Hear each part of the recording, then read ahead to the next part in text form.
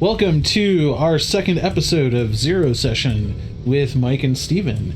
And we are here once again with a Dungeons & Dragons book. Notably, Fizban's Treasury of Dragons, which actually comes out this Tuesday, I believe. So, of course, I've got the limited edition cover right here, and Steven has the other cover. He's going to hold it up. Yep, that's the standard cover that you can find pretty much everywhere. I gotta say, this is one of online when they showed us the images when they announced the book. I wasn't terribly impressed with this design, but once I saw it in person, it really kind of knocked my socks off. Sometimes the kind of metallic finish really brings it home, and I think this is one of my favorite covers. Certainly my favorite cover since Tasha's Cauldron, I think. It takes a little bit of concentration to figure it out online. It's kind of hard to see the bottom dragon and what's going on there. So yeah, maybe. Ooh. Ooh. Wait. Yeah, it's not really a top or a bottom, is there? Yeah. But yeah, it kind of has this yin-yang effect, and then the back cover is really beautiful fireplace.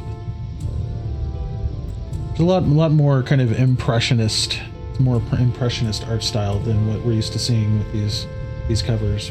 I think that really contributes to it. Yeah, I like it. I think it looks good. I'm looking forward to getting my copy. Yes. So yeah, let's dive right in, shall we? Well, okay. I do want to talk about the pedigree of this book, because I don't know, and I will be the first one to say that I did zero research for this, other than to look on my shelf and go, wait a minute. And so from 3rd edition, I have in my hands right here the Dragon Nomicon. That's right. So the Dragon Nomicon came out in 3rd edition, and it's got a lot of information. It's got a chapter all about dragons, DM's Guide to Dragons, some player stuff, new monsters, sample dragons, a whole lot of information about the different colors of dragons. As I recall, it only has the 10 regulars, the chromatics and the metallics. But anyway, I just wanted to point out that... Actually, could you hold that up again? Yeah. Sure. It's the Dragon Nomicon. It's got a big red dragon on the front with some little baby dragons on the bottom sitting in a bunch of gold. But it's from 3.5 edition. Came out in 2003, I think,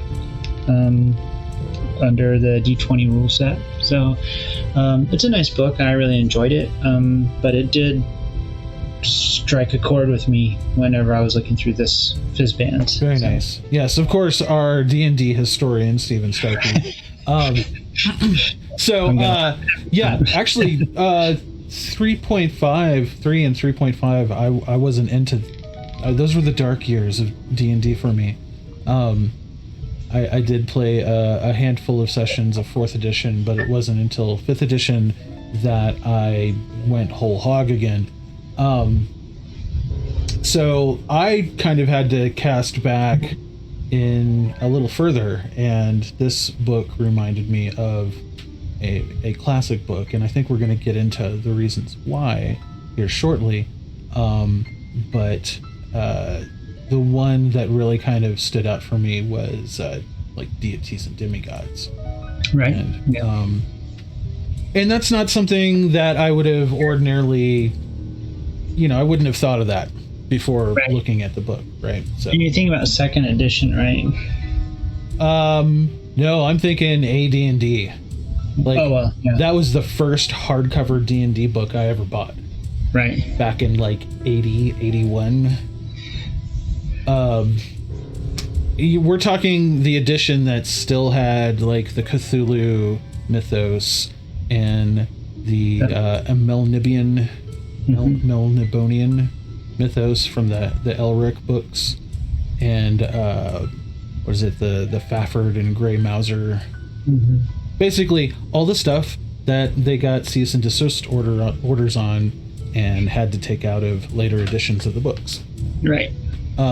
Which is unfortunate because those parts of that book are really cool. But yes, this is not about deities and demigods. This is about Fizban's Treasury of Dragons. Right. So, let's definitely thank you for that little bit of D&D history there, Stephen. Well, you're welcome. Yeah. I actually would like to see that book sometime. So maybe when I come down for PAX U. Okay. Yeah. It's right on the shelf. So. Yep, it hasn't gone anywhere, has it? Exactly. Yes. So, so this is not an adventure book. This is a source book. Yes, that's true. And the naming convention that they have come up with is, I think, just great. So we've had Tasha's Cauldron, Mordenkainians. What is it? My brain's not recalling. I have the worst memory. It's not a good for a historian. Xanathar's Guide to Everything. Xanathar's Guide. Volo's Guide to Monsters. Right. Yep. And then now we got Fizban. So it's pretty nice that they're grabbing those characters that have been around through the ages and sticking their name on the front. And it's not just Elminster.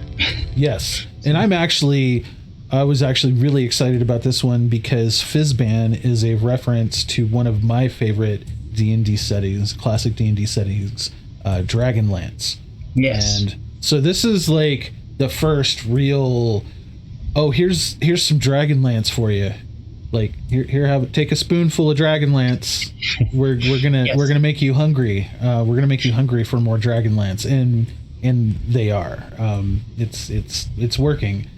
I know that Weiss and Hickman have been working on some new books.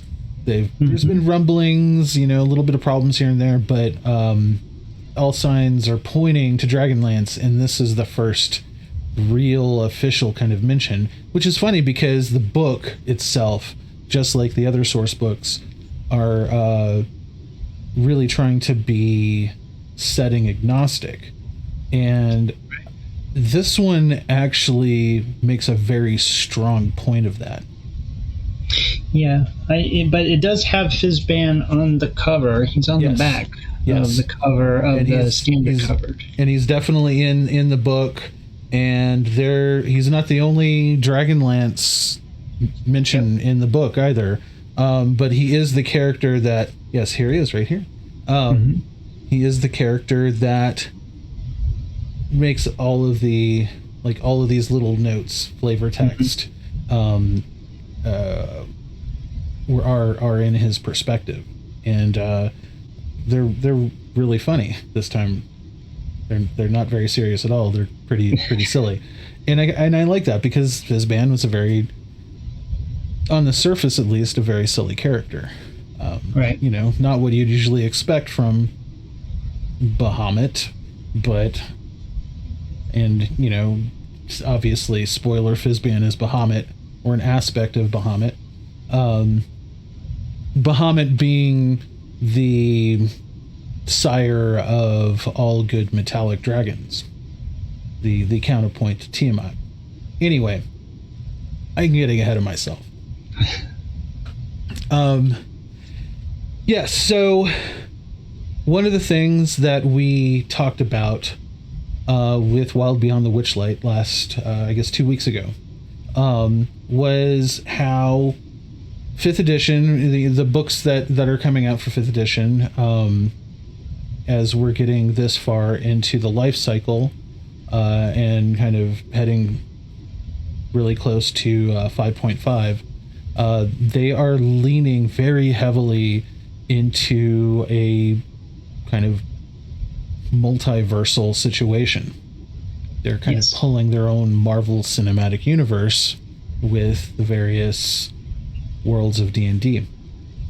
And this actually, the intro of this book actually addresses that head on. And it was funny because literally we reviewed that, and then the next day I've cracked open this book, and here it is, exactly what we were talking about the night before. There's this concept of the elegy for the first world and how dragons are multiversal creatures, and the older a dragon gets, the more that they gain the ability to kind of traverse these worlds or to sync up with other versions of themselves on these worlds. Right. Yeah, I thought that was pretty interesting. The idea that they introduced this aspect that of being a dragon, that a dragon is, I don't know, for whatever reason, so powerful or they're so present in the universe that there are multiple versions of them on different worlds. Like, there's a version of Joe the Dragon on Greyhawk and another version on Dragonlance, or Kryn, right? Yeah, so he's called Jojo, but same dragon, right? Exactly, yeah. So they actually do give the reason in the book, right? It's because the dragons are an integral component of the plane that they exist on. Like, they are part of the fiber of that plane, and I believe are crucial in regards to how magic manifests itself on that plane. But it's again, like we were just talking about that the night before I cracked this open. They're really leaning into the multiverse and kind of opening a way for DMs to allow their campaigns to traverse different planes, different multiverses, and kind of opening things a little wider. I think this is a sign that we're going to see a lot more high-level content going forward. Yeah, I hope so. So I'm sure that's something we're going to hit on here as we go through. Right. So yeah, like this whole intro is basically about dragons of many worlds, Forgotten Realms, Greyhawk, Dragonlance, Eberron. It talks about a phenomenon that I believe is new to the concept of dragons in D&D total, right? This idea of dragon sight. It's the first time I've seen it that I can think of. Yeah.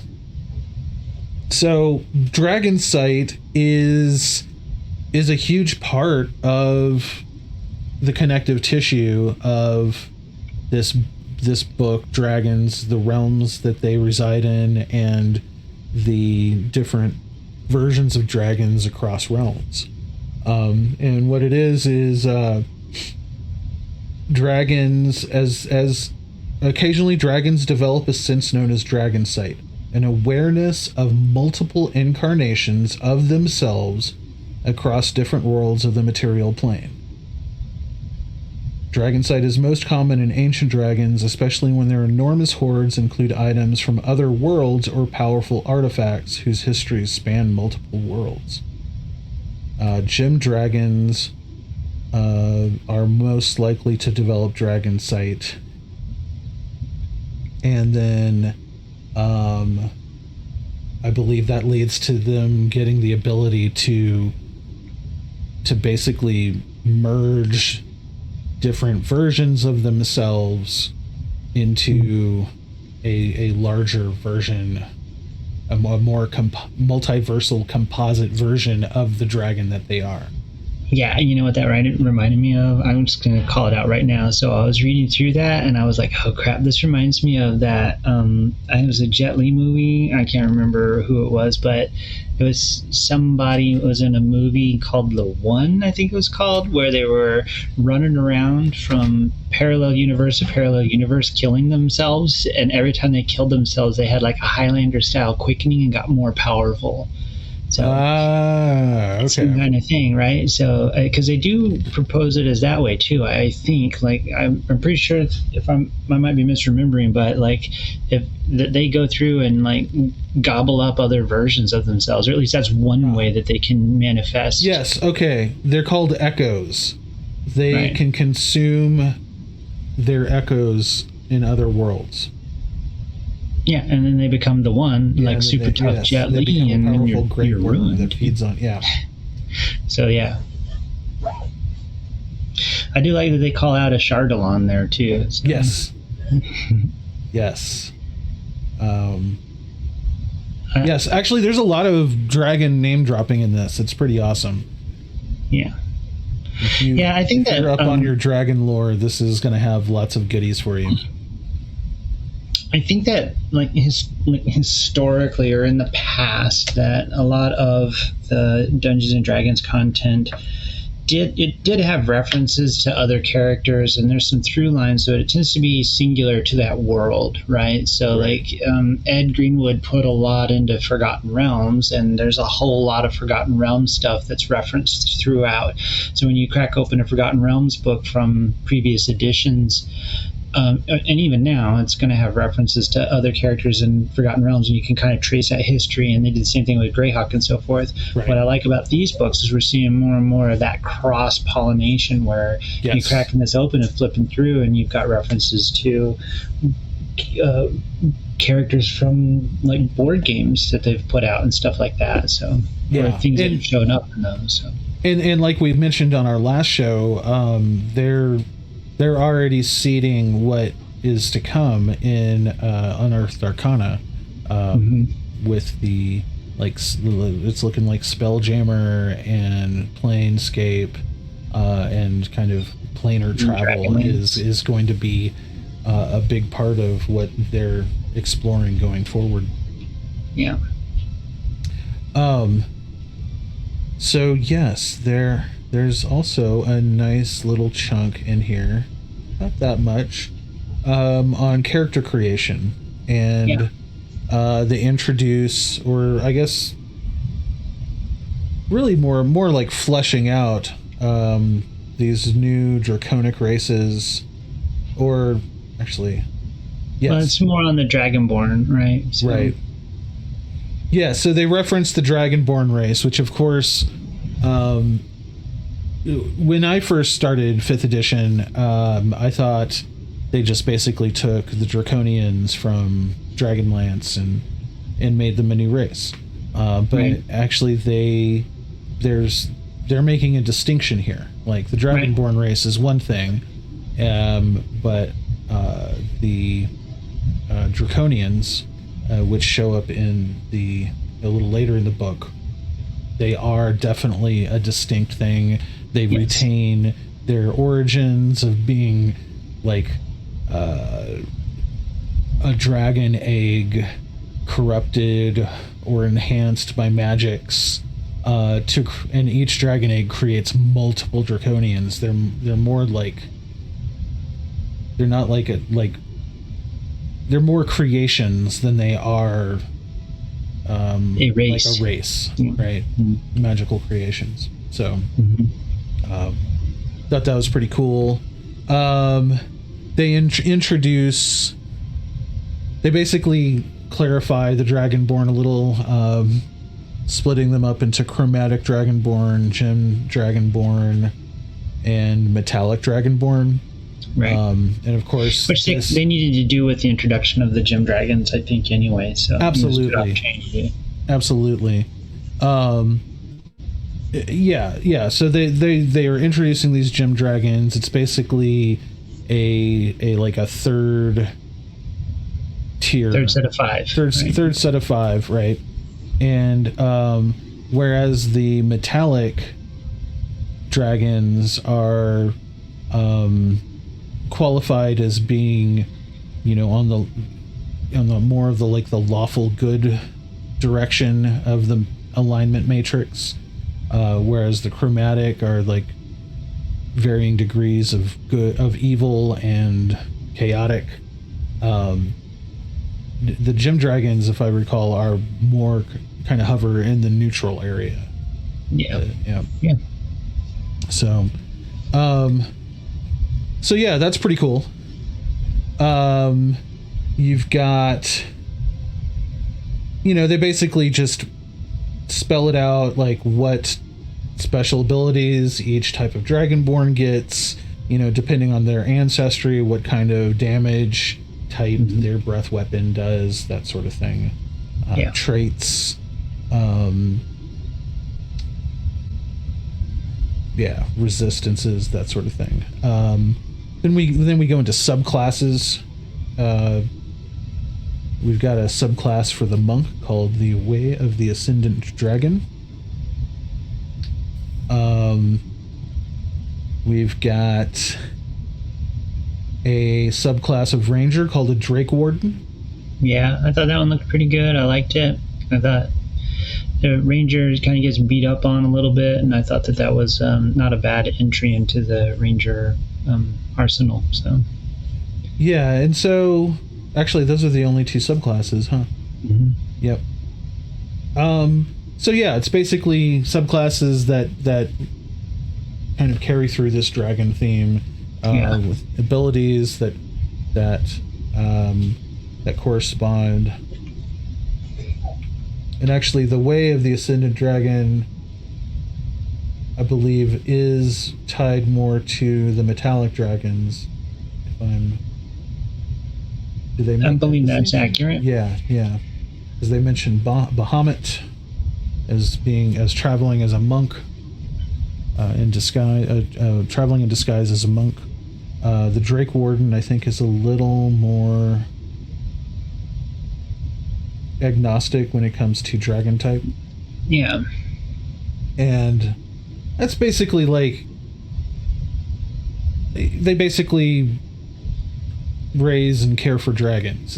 It's sort of like the other creature themed subclasses for ranger. Yeah. Yeah, you get a little dragon with you. Yeah, little Drake companion. Yeah. Oh, no, I'm sorry. Heroes of the Dragon. That isn't a subclass, is it? It's not a sub. Well, it's the sorcerers with draconic. I mean, it's just all of them that. Okay, got it. Stuff. I mean, right. It's traits and things that you can tie yourself into, give you a stronger background that explains why you're doing the dragon stuff or how come it's part of your life. So. Right. Which I think that's always useful. I think that a lot of people, when they build characters especially, can struggle with, they have an idea, I want, a Drake Warden. I think that's really cool. But then when they have to answer the question of why am I a Drake Warden, if they want to answer that question, this can really help push you in that direction. Right. So. Right. And then we have some Draconic Feats. Like a gift of the chromatic dragon, gem dragon, metallic dragon. Basically feats that give you dragon flavored capabilities. Yeah. So yes, continuing with this is again more character stuff, but I thought this was a pretty interesting section. Dragon magic. Yeah. So it's got a bunch of dragon themed spells in it. Yeah. So my question is this. I couldn't really tell just by kind of casually reading it, but the thing that I always worry about when new spells are introduced are, is this just basically like another spell with just a more themed flourish, or are there spells here that are truly kind of unique in their approach to the dragon theme, or are they just basically reskins of old spells? Well, that's a good question. I wish you'd asked me before, because Yeah. I would have to say that I didn't read all deeply into the spell list. I scanned over them, but Yeah, that's what I did too, right? Yeah. But none of them struck me as like, oh, this is just like a reskinned fireball, though. Right. So, I mean, like Draconic Transformation, it's a very focused, like, transformation spell, but I think that's pretty cool. I mean, who doesn't want to turn into a dragon? A Shardalon strides, and another named dragon. Interesting. Yeah, so it's not a whole heck of a lot of spells. No, but yeah, it's nice to have those. Which one was it? Was it Tasha's Cauldron? One of the books. Not Tasha's Cauldron. I can't remember, but one of the named books that has already come out introduced the idea of flavoring your spells. Right? It's got the goblin with the chicken spells. Oh yeah, that was Tasha's Cauldron. Is it Tasha's Cauldron? Yeah, And, basically where you can say my magic missiles look like pickles. Yeah, exactly. Right. Whatever you want. Yeah, it so still is you the got- magic missile. It just allows you to roleplay it in a more interesting way, right? Exactly, and that's nice. But then having actual spells that are written down that draw even further into a draconic origin. So if you are that draconic, dragon blood descended sorcerer, Yeah. and you want your stuff to be more draconic, and you're trying to get your hands on these spells and using them, yeah, it might be part of it. So. Yep. And then of course some magic items.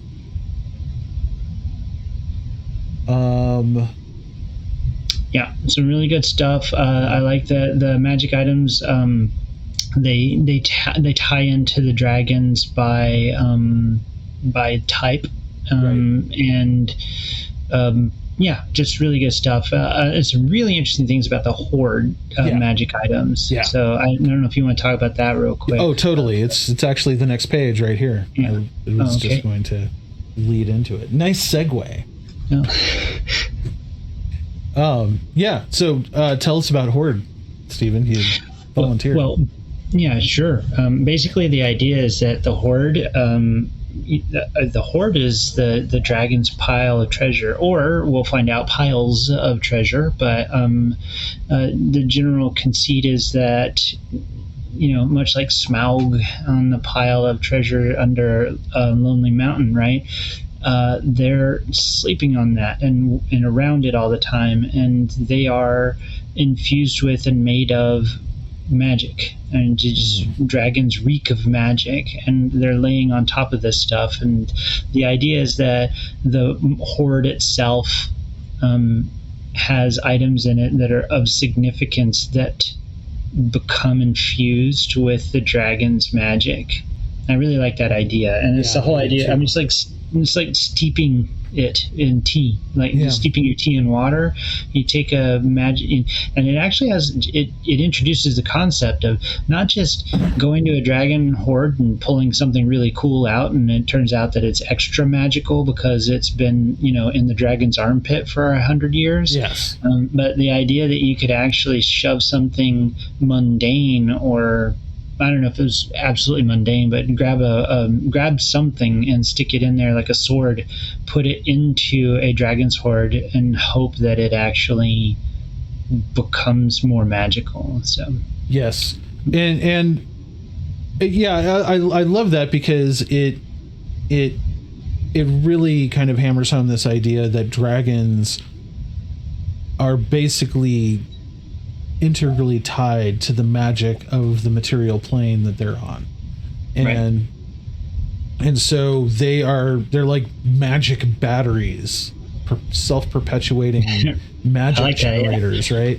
And it doesn't just kind of come off on the hordes on their horde, but I think that's like one of the coolest things. But it also talks about draconic gifts, like if a player witnesses the death of a dragon, like just the act of witnessing that death imbues them with some side effect gift, like taking root, some part of that dragon and the magic that it just that emanates from it taking root in a character, and like maybe their eyes change color to match the color of the scales of the dragon that they witnessed dying. Right. And reading a streak of hair like changes color, something like that. I love that. That stuff is so cool. I really like that too. It reminds me of I think the first time that I ever really thought about like all of the magic and stuff that happens in Dungeons and Dragons physically changing someone, other than they got burned by a fireball kind of thing, was Raceland's eyes whenever I was reading Dragonlance, right? And he had hourglass shaped eyes. And then that was introduced. I'm pretty sure it was part of creating a character. You could do that, and but I'd never really thought about that, about having a character that was affected by magic or infected in some way. And then in Wild Beyond the Witchlight, there was there's a section in there about having fairy attributes for the Phalos, I think it was, but. Right. And then seeing that here, it just reminded me of that, and I think that's really. There are a lot of people that really draw on that, and it helps to inspire the way that they create their characters. And having a character that has gold-colored eyes with dragon slits or something rather than normal eyes, but are not dragonborn, right. That helps to make that character awesome for the player. Yeah, more unique, something interesting, to play. I confess, like what I thought of was more along the lines of like the mom in Poltergeist. Like after she sees the ghost, her like a hair goes streak of white. Yeah. In the movie, or like when Ash confronts the Evil Dead in Evil Dead 2 at the end, his hair goes wild and he gets like a streak of white. Obviously not terribly the same, but same idea. The same idea. Being a witness to a massive magical event can affect you. So yeah. Well, I mean, it's like if you think about it, like exposure to nuclear material can mutate someone, right? It's like exposure to that much magic can have an effect, even if it's just, superficial or something like that. Not superficial, but yeah, like, what I mean. Not as it's not going to be a gameplay changer. Yeah. But yes, it's not like, oh, you're invisible half the day. Right. Right. So yeah, I thought that was pretty cool. But then we get to the meat of the book. I think I feel like this is the meat of the book, where this is, we've addressed the players and player characters at the beginning. We've addressed some of the groundworks for the lore, and now we get a whole section on how to play dragons as a DM, how, or even as a character. Well, I mean, I guess not as a player character, just dragons as characters. How to run a dragon. Yeah. Dragons as characters that, aren't just monsters, right? Right. So this is actually the section of the book that reminded me the most of some of the old school books, because it's just table after table after table, and it's just awesome stuff. Like a D20 for dragon appearance, one eye missing or milky if you roll a 3. Dragon mannerisms, dragon flaws and secrets, how to name your dragon. Here's a D20 dragon name elements table. It's just really just chock full of tools on how to turn that just stat block into something that you can grab onto, like narratively, as a DM, right? And then it goes into dragon lifespan, which is, a lot of this has appeared in previous editions, and even to a certain degree, I believe, in the monster manual, but they really take it a lot further as we get into the ancient dragons. Yeah, I like that little section right there about giving them goals, and the idea that a young dragon has a totally different set of goals than an ancient dragon, which makes sense on the surface, but the fact that they've laid it out for you. So this is a very young dragon.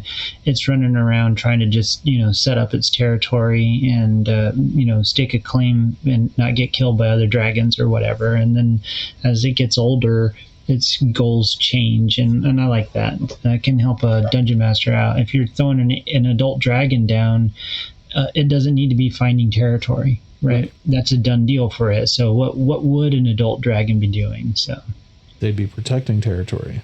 Yeah. They'd be or expanding, I'm pretty good here, but I could use an extra, 400 farms to loot. So it's a page on reproduction and dragon eggs. Oh, I really liked that too. So this page, this bit on reproduction really stood out to me because it basically just says, hey, dragons don't have to lay eggs.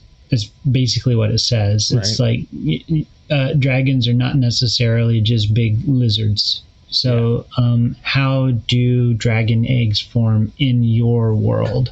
Is it traditional, like reproduction as we see here on Earth, or do they do it like a phoenix? The only way a new dragon egg forms is if a dragon dies, or do the dragons on your world get together and vote, and then an egg comes out of the basket, or Yeah, and it gives you 10 different options that you can use, and it suggests just different ways that eggs can show up and then become a dragon. So got half dragons, death of a dragon. I thought this was super cool too. Death and undeath, right? Just it's a lot of this stuff is stuff that, like,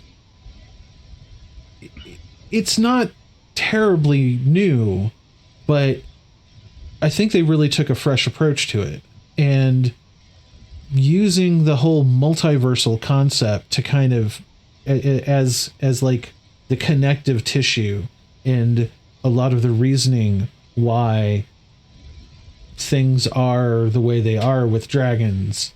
Like, it really added a level of cohesiveness to it that I guess I just wasn't expecting.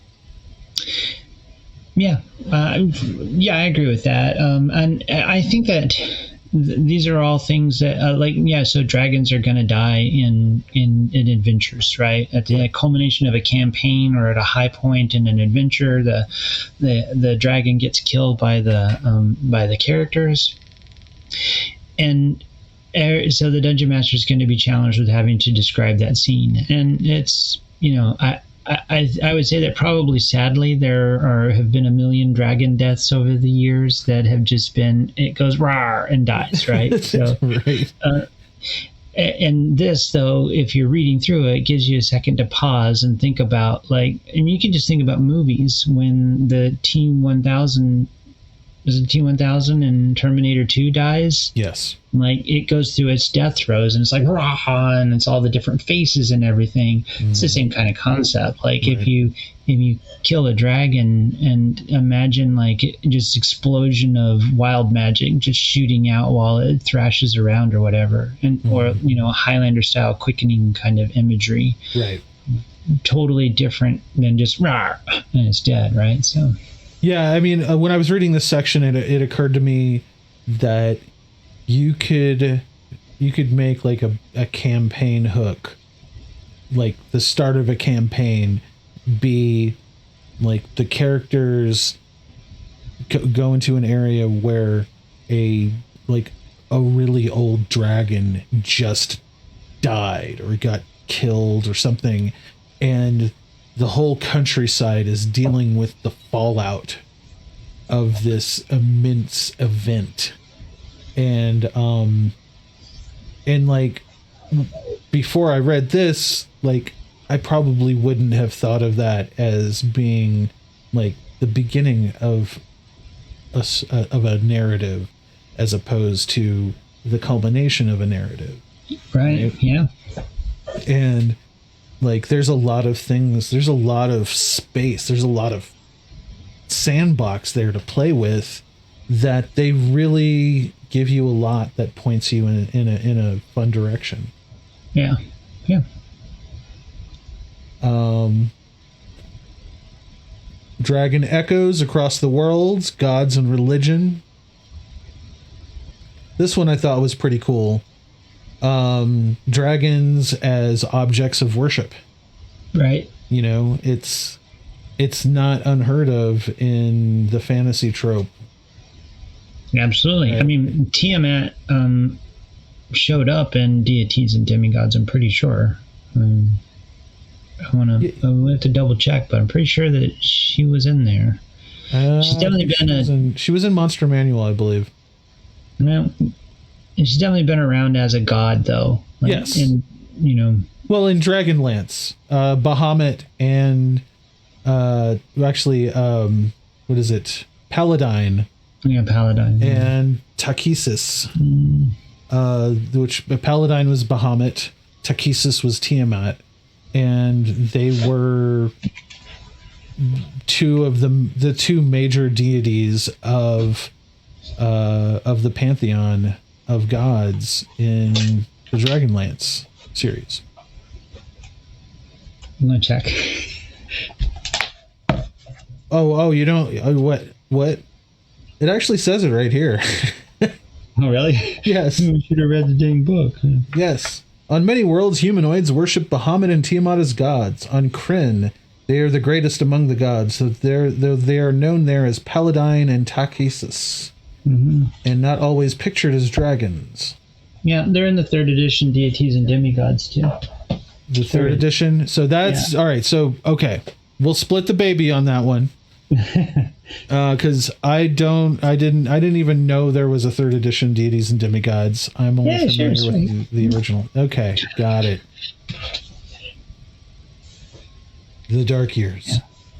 Yeah, I'm stopped looking for other books, but yeah, there's actually quite a few pages on this. Gods and Religion. Like a thick section. So you've got cult of, dragon organizations, shape-shifting of dragons. Let's see, cult of dragon, followers. Yeah, I think that the cult information is useful. I mean, the idea of dragon cults has been around. It's built into the dragon the Dragon Adventures from the first published adventures from 5th edition.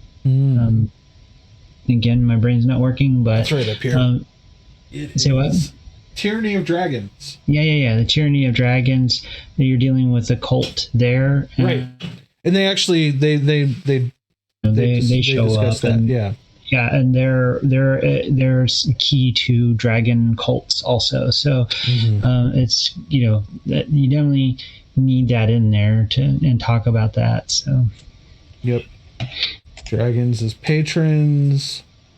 Dragons as crime boss. I thought that was pretty cool. Yeah. Dragons as investors, business investors. Yeah. Yes, a dragon might invest wealth into a business to multiply the investment. Yeah. Like, it's cool stuff, man. Yeah, so we get into the relationships and like followers and minions, and then we get to dragon encounters, and this is another fantastic section. Dragon encounters, dragon adventures, dragon campaigns, dragon gods. Like, it's good stuff. Like, literally, it's like they took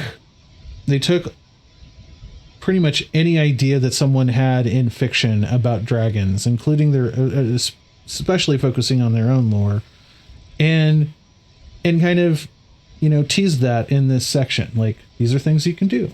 Yes, a dragon can be a business investor, you know, a business partner, or you know, opening up a tavern or something, right?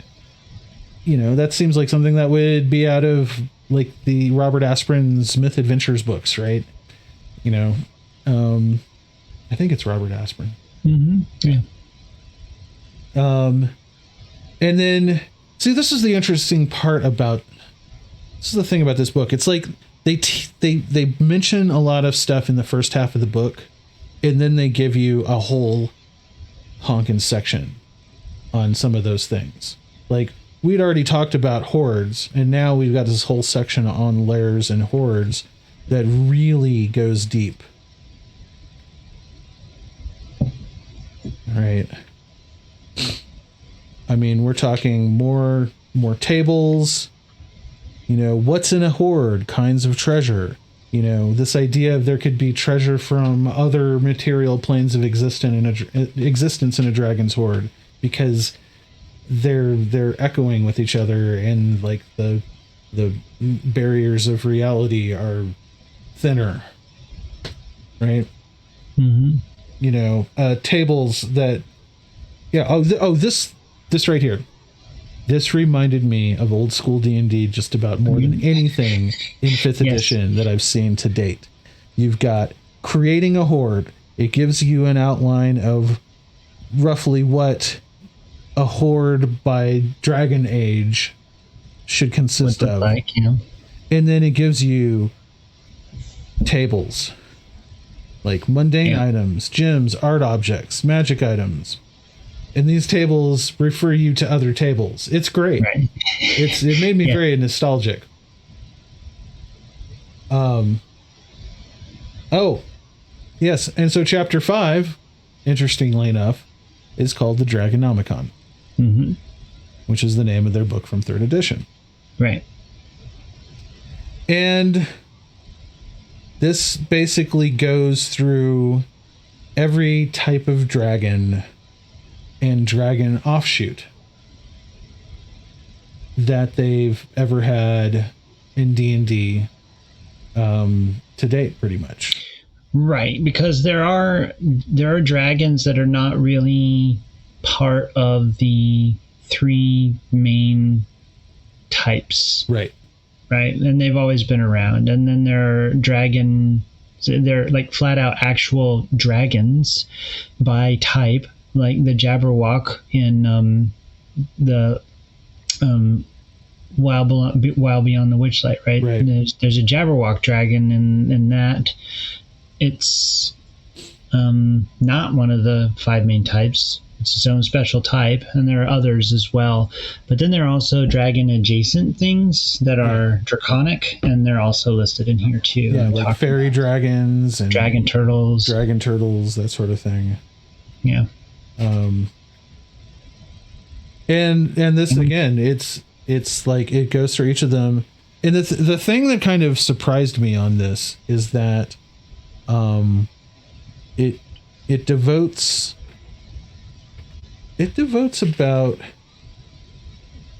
it's a big chunk of the book. Yeah. Well, I mean, each, like for instance, Amethyst Dragons, 6 pages, 5-6 pages, including what a dragon lair would look like if you mapped it out, right? Black dragons, like, it just takes this approach, gives you tables for personality traits, ideals, adventure hooks, wormling connections, dragon connections, adult dragon connections, their lairs. It's like in this section, instead of taking each of these concepts in the abstract, it focuses them on the type of dragon and gives you very specific actionable things for you to use as a DM for that type of dragon, their horde, their adventures, the how old they are, what their horde might consist of, that sort of thing. The thing that surprised me is that we didn't get a picture of each of these kinds of dragons in each of these chunks of content. Right. It would be nice. That is a nice, like in the Dragon Nomicon, they had like, this is what the head of a, because if you look at dragons, the way that they're painted, and they continue this through here, it was in 3rd edition, as I recall, I might be wrong, but I'm pretty sure it was in 3rd edition. It was in the Dragon Nomicon that they published, where they really drew like, this is what a black dragon's head looks like. Right. With the horns going forward, like right. Like that kind of pitchfork looking head. Yes. And a white dragon looks like this, and a blue dragon looks like that. And that's kind of the way that they're drawn, and the way that that their image is shown. So having that in here would have been kind of nice. But there are definitely sections where they show, this is a blue dragon wormling, or blue dragon juvenile adult. So. Well, and you got to wonder if the root of that, it might be something as mundane as, providing better content to colorblind individuals, right? Yeah, possibly, yeah. Because I mean, they're noted by their color, right. And if the color is the only defining attribute of how to tell one dragon from another, then someone like yourself with color blindness would have difficulty with that. Yeah, that's true. Like, especially somebody with it pretty bad would have a hard time with the reds and greens possibly. Yeah. But yeah, I definitely recognize a black dragon's head, even in a pencil sketch, because it's iconic. It's an iconic draconic image. They standardized it. And yeah, it's not to say this section doesn't have images, but I just thought, like a little profile. Blue dragon right there? Yeah, sure.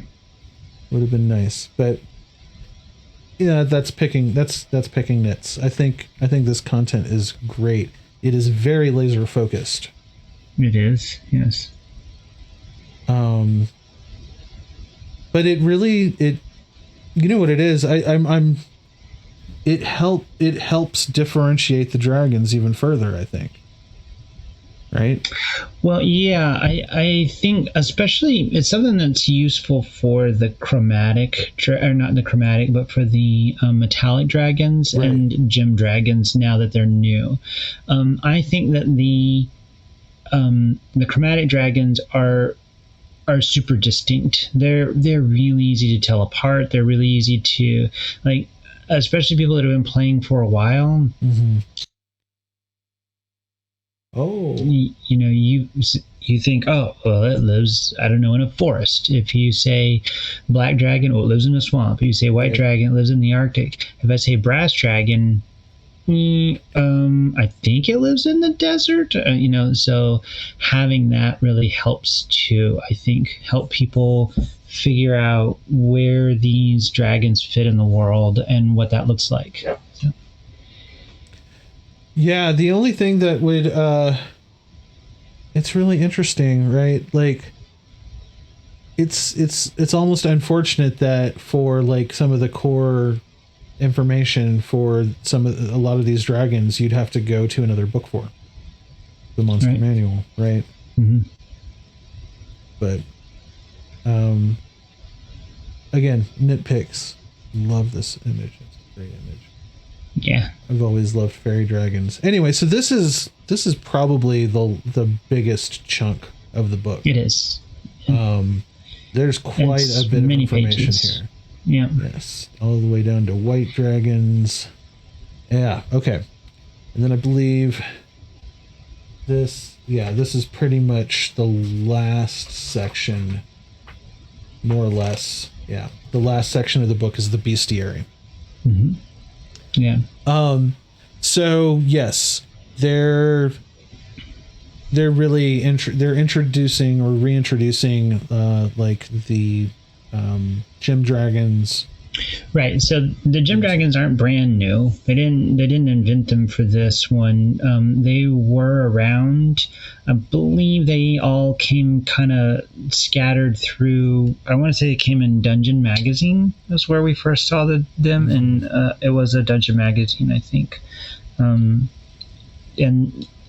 I would have to look. They're probably in one of the. There's 4 monster manuals or 5 from 3rd edition. I think they're in one of them, maybe, but they weren't really well known. Like we didn't run into gem dragons very much, and so it's nice to see that they've they're part of the world for sure. Right. Not just in a magazine, and here they are. So that's pretty nice because I know that some people really like them. For me, I could take them or leave them, but right. For some people they really catch their imagination and they really like them. So yeah, I obviously my previous D&D experience back in the day, they didn't have them yet, so they're a fairly new thing to me. I guess the problem that I have with there being so many different kinds of dragons is that, like, logistically speaking, dragons are not common. Probably they're the one campaign setting that they are the most common would be Kryn, the Dragonlance setting. And even then, there's still, like, you see one of those creatures and it's a major event. Right. They're very powerful. And so for there to be, like, 5 of 15 base dragon types, and then further differentiate them by age or by, like, offshoots, or this dragon lived in the Underdark for centuries and developed these abilities, that sort of thing. I don't know, it seems, I guess you could probably say that about a lot of creatures in D&D, though. Undead being a big one. There's an abundance of different kinds of undead creatures, so why couldn't there be an abundance of different kinds of dragon creatures? But and that's not to say every kind of dragon has to exist in your campaign world. But yeah, I worry that, once you introduce the gem dragons, does that kind of dilute the concept and the rarity of a dragon a bit? But they did introduce, like, a kind of a gem, like a core gemstone dragon, like Bahamut and Tiamat. What is it? His name, Salador or something like that. Yeah. Starts with an S is all I remember. Yes, I believe it's Salador. I don't know. Well, so this kind of dances all over one of the issues that or not issues, but concerns that I have with the book. So there's so much information in here, but dragons are a very specific part of a world, right? I mean, when you're walking down, when you go out into the wilderness in a typical D&D adventure world, running into a band of orcs or something is going to happen probably right away, like a lot. And so orcs and goblins and those kinds of things show up a lot in Dungeons and Dragons adventures. Dragons don't tend to show up that much, even though they're iconic and they're part of the title. Like, you get a lot of dungeons and a few dragons.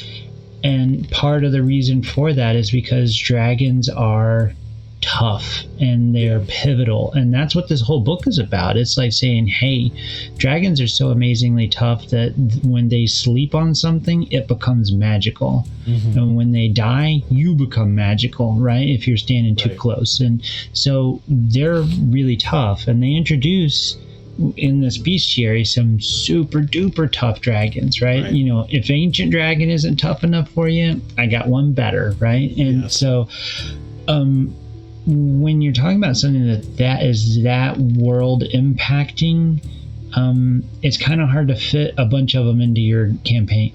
It can be, right? You know, when you meet it's kind of like the idea of James Bond saving the world 17 movies in a row. It's like, how does this one dude going to save the world? I will say this though.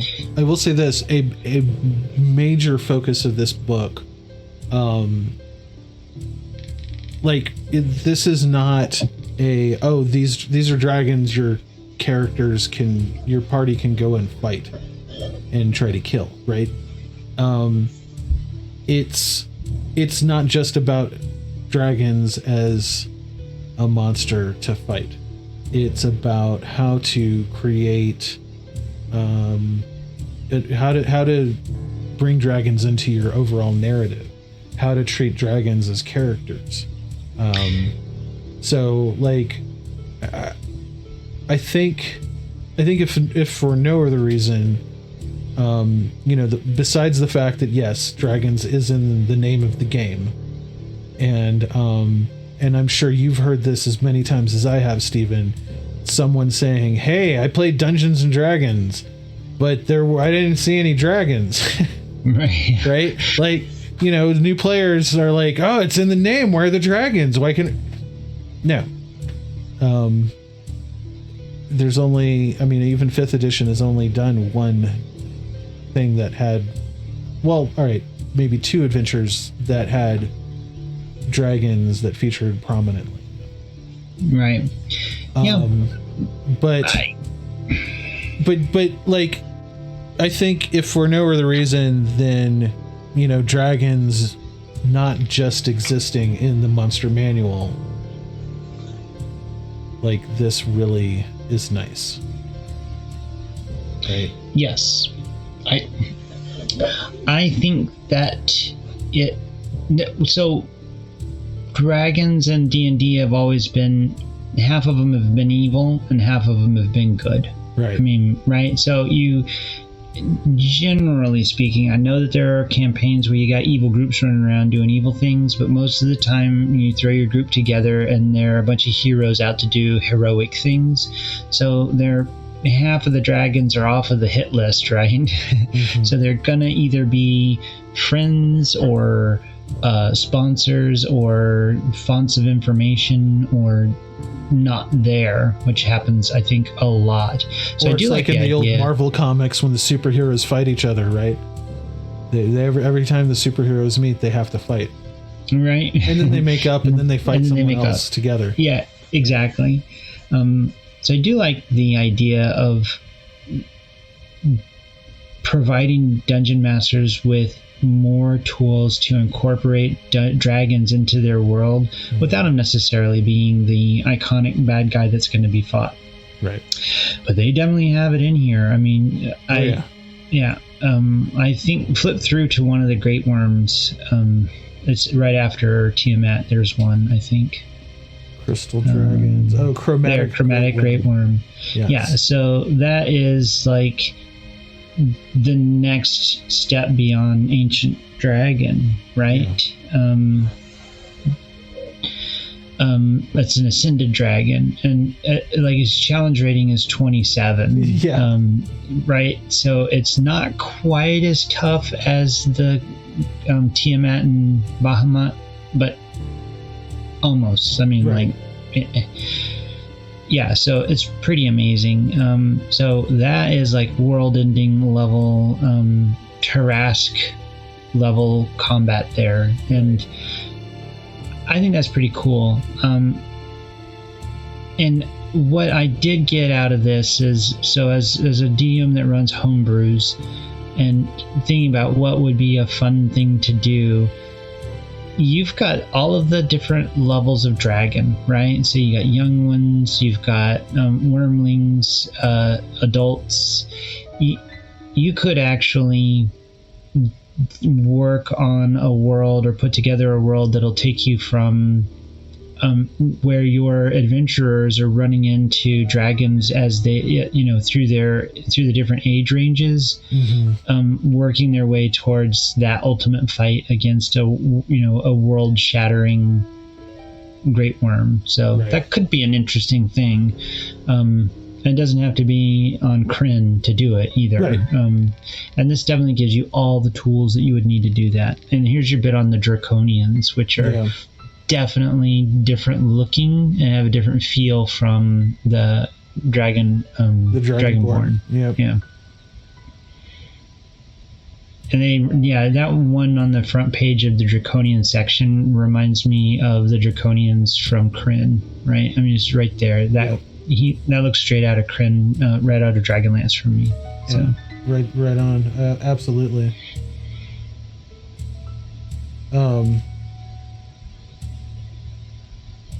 Yeah, I mean, dragon blood ooze. We've got a creature that's made of dragon blood.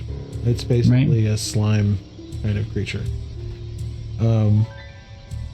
Yes. So, and then we got, Dragonborn champion. So you have, there's a lot here. There's so much here, and it's great stuff. But yeah, like, this is one of those books, like, how often is this going to get incorporated into a game? And maybe that's not the point.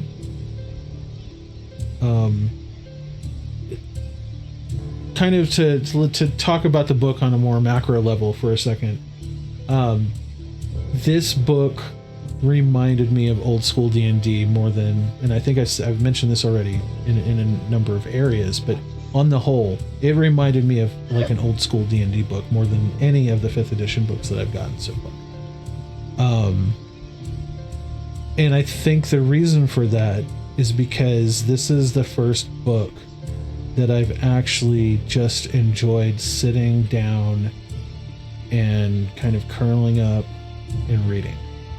Like, it's fun to just page through it, read through it on a level that I haven't felt since like Deities and Demigods, or the old Monster Manual Fiend Folio stuff, or the Oriental, some of the other more specific like books that we never once played with any of the rules in. But to kind of counter that a bit, it also has me like really wanting to incorporate dragons into an adventure, like more than I have since I've become a DM. And yeah, it's an amazing toolbox, right? And so you're like, oh man, I got a lot of good tools here. I need to work on something. I need this needs to be part of my campaign, right? I get that. That makes sense to me. I felt the same way. But I also feel like it is such they are so iconic, and they're so. Oh, I mean, we've been playing D&D a long time, right. DMing most of the time and rarely playing. I don't believe I've ever played against a dragon. As a player, I don't think I've ever seen one or encountered one. I might be not remembering, though. It's been a long time. And I only can think of one time that I ran a dragon. But I also have to admit that you could call my version of Dungeons and Dragons, Dungeons and Hags, because I do tend to lean into Fae a lot in my campaigns. Yes. So there's a lot of truth in that. But so having a book like this, I agree. I loved reading it. I love the artwork. It's amazing. Outstanding artwork. There's not a bad piece of art in there, or even a ho-hum one. Every single picture that I saw, amazing. It's just outstanding. Really good stuff. And so it's just awesome just to read through it, and it just gets your creative juices flowing. It doesn't matter if you don't use any of it. If you read that through and then you run off and make a whole Dungeons and Dragons adventure about I don't know, giant weasels, and if that was the result of reading this for whatever reason, then more power to you. Right. What it made me think about when I was reading the ancient worm, or the great worms, yes, was what would a world look like after, exactly what you were saying, after a dragon died. I was thinking about what would a world look like after a great worm attacked one of its aspects to destroy an echo of it to become more powerful, and then left. So when you have a great worm level dragon shows up to kill an echo of its ancient self, and then it smashes and that huge fight happens, right. What would it look like? And that would be my starting point for an adventure. Right. So and it doesn't have anything to do with the dragons. Yeah, and then it's not like that your party would have even meet a dragon. It would just be part of what happened in their world. That some huge event that happened in their world that shaped their world and consequently shaped them. I think this book is also they're in addition to leaning into multiplanar, multiversal concepts harder, it's also a step in the direction of accommodating higher levels. Yes. And if you think about it, that kind of makes sense, because at this point you've had players and DMs that have been playing 5th edition D&D for what, 7 years? 7 years? Well, we did the D&D Next playtest at Gen Con 2012. Yes. Yeah. So D&D Next was in 2012, so it's coming up on a decade. Yeah, but that was, I'm not counting like their beta testing. I'm because that's basically what that was. Yeah. They didn't have a single book out yet. It was all just, they were still hashing it out and using information from us to help. I think the first books came out, I believe, in 2014 or 2015. Okay, I'll buy that. I could be wrong. No, 2013. Yeah. So definitely really good stuff in here, and definitely some great tools for DMs to build into those high level encounters. Right. So that's what I guess that's where I was going with that. Like, there's actually a demand for higher level stuff now.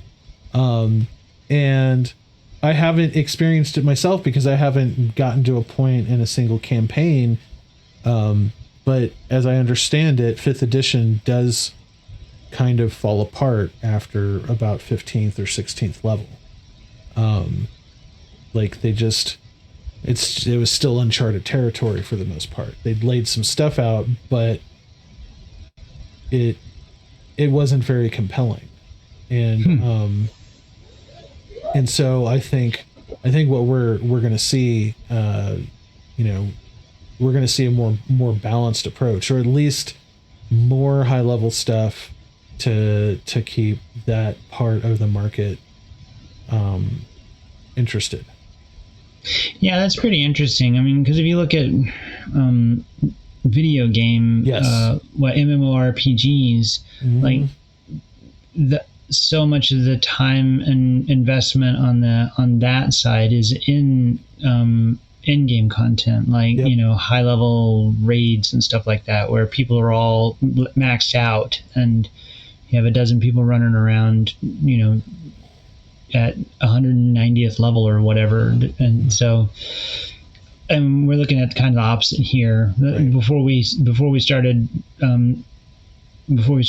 this evening, I was looking at the levels of all of the published adventures, and yeah, there's a lot of first to 10th out there. A few things that spike up to 15th, and then I'm pretty sure Mad Mage is the only one that goes to 20th. Yeah. There may be one that I missed, but I just did a quick scan. So, but yeah, there's not the content is a pyramid right now. Yes. Or and this definitely gives you a lot to work with at higher levels for sure. Yeah. And who knows, maybe we start seeing, I think it would be cool to see what an adventure would look like, or even just DMing. Like, I mean, if you think about DMing a high level thing, there's a lot of work. Like a high level monster encounter. Like I've even just going as high as I've gone, like some of the boss monsters, or high CR level monsters that I've introduced in campaigns I've run, it's like you could play a like, for instance, this guy from Tomb of Horrors. You could play him out, and then but it's like, how do you have to plan how they're going to attack in advance, because they have so many things that they can do just from spells alone, right?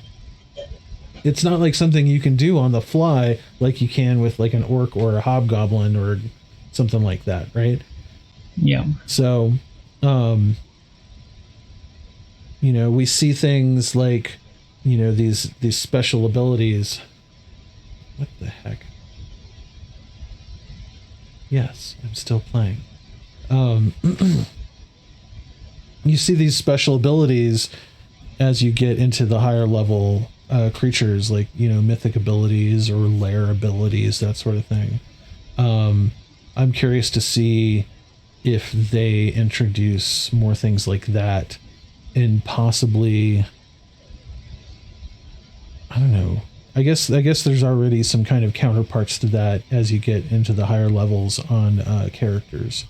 But anyway, it's definitely something that they don't have a lot of, and it's definitely as something that there's probably a lot more demand for, due to how long 5th edition has been running. Yeah. Yeah. So. Okay. All right. So what are you thinking in terms of scoring this guy? Well, I'm leaning into an 85 on it. Yes. I think there's a lot of quality content in here, and it's a really good book. I think the only thing that hampers it is that it is kind of what we were just summing up on. It's very specific. It's it's talking about some really iconic creatures that you're not going to encounter a lot. So you got a whole lot of information that probably any given dungeon master is going to pluck out a little bit here. A player might pluck one thing out there. So it's probably not as universally useful as a different kind of book might be, but it's still a wonderful book. Yes. Yeah. So if I was just scoring it on how much I enjoyed reading it, I would probably give it like a 95 or 100. I loved this book. And as a matter of fact, the thing that you pointed out to me as we started reading this, I believe, is right here. Yes, disclaimer. No guarantee is made that this book was or was not removed from the Horde of a Dragon. Be aware that items taken from a dragon's horde might carry traces of the dragon's inherent magic, even long after they are removed from said horde. Exposure to another dragon's horde can reawaken that magic, with unpredictable results. Like, this book was a joy to read. I loved it. It gave me nostalgia. It gave me, I mean, who doesn't love dragons, right? I mean, they're awesome. But what keeps it from an actual 95 or 100 for me is the specificity of it. Like, this is something, if I'm going to use this book, I'm going to set out to incorporate dragons in a very real way in what I'm doing. And that may only work for one campaign I do. It's not something I'm going to use every time I run D&D. And that's fine. But it does bring it down to about an 85 for me. But again, that's just because of the practical nature of it. But it will absolutely be one of the most cherished volumes in my 5th edition bookshelf. For sure. Which is getting pretty heavy. It is. Right? It's getting pretty wide. So